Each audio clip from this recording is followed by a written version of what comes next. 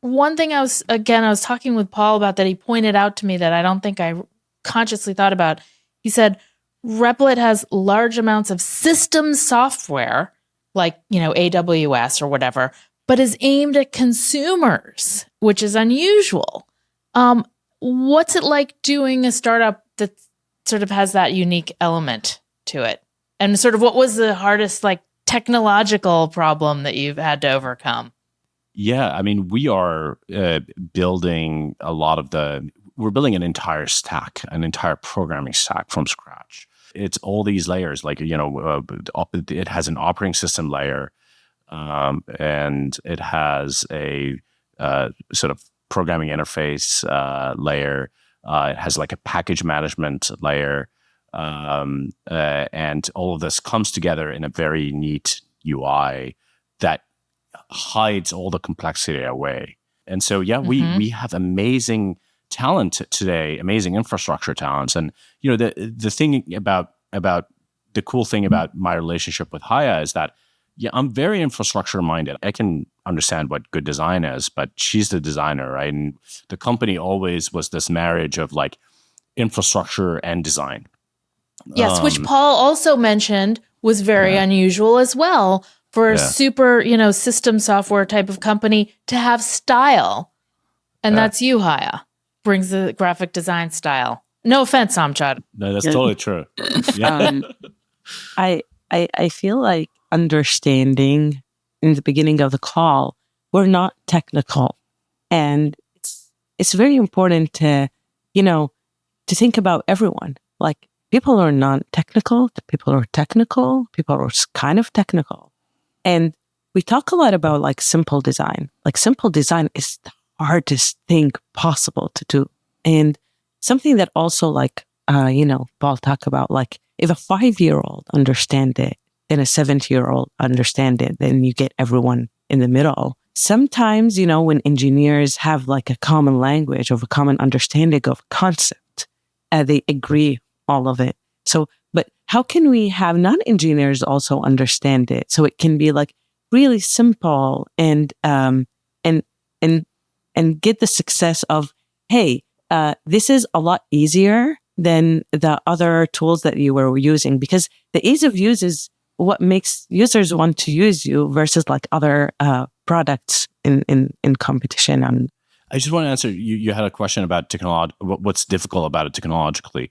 Yeah. There are a lot of things around scalability, but I want to point out one, which is security.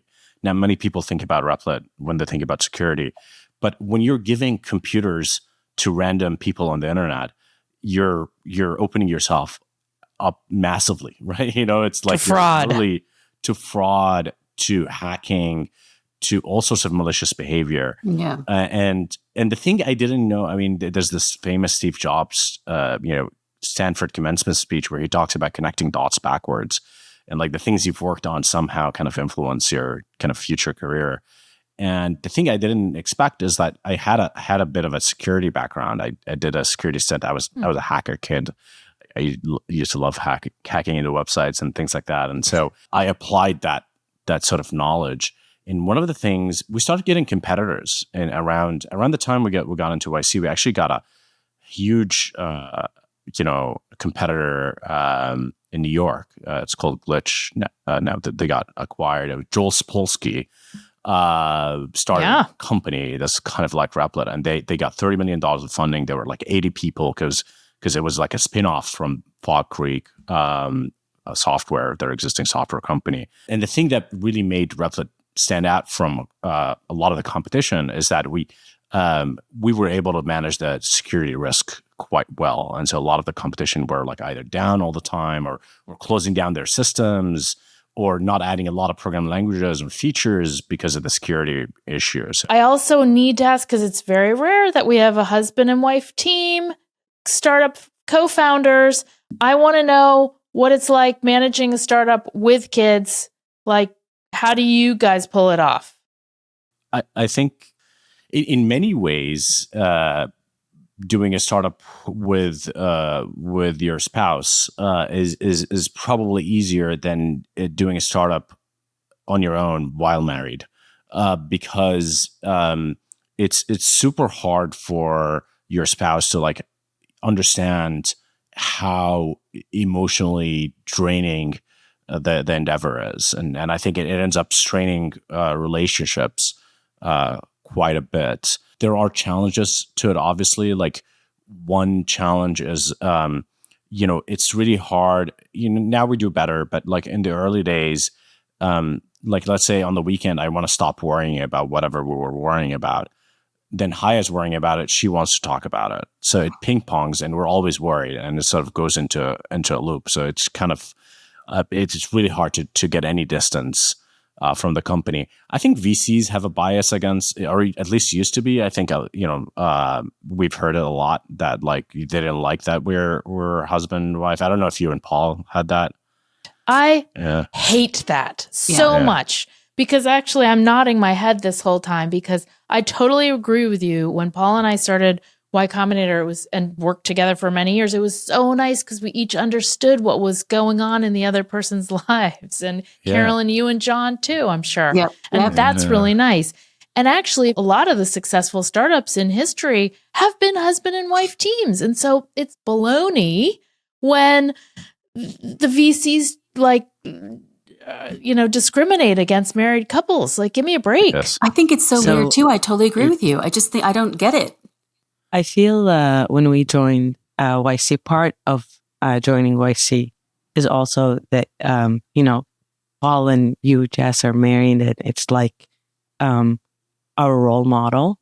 And for the first time, I can reach out to someone who can understand me and ask you a question when I feel confused. Because we did have like challenges with hiring, like people asking us questions like, do you make decisions at home? What if I want to be part of that decision? So it was challenging to understand, what is normal, what is not.